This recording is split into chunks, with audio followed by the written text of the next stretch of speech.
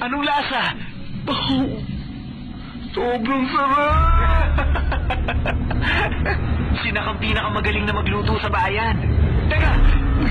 Gusto niyo makita ang anak ko? Sandali lang.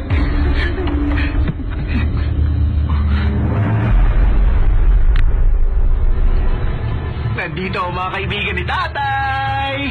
Ayun na sila, anak. Gusto mo bang makipaglaro kay Tito Shin? Gusto ni Shin yan. Mahilig sa bata yan.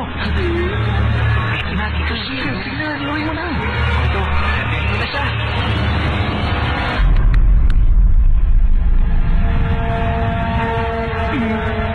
Oh, Shin, halikan mo naman yung anak ko. Gusto niya nang hinahalikan siya. Sige na, Tito Shin. Kiss na, kiss na. Halikan mo na.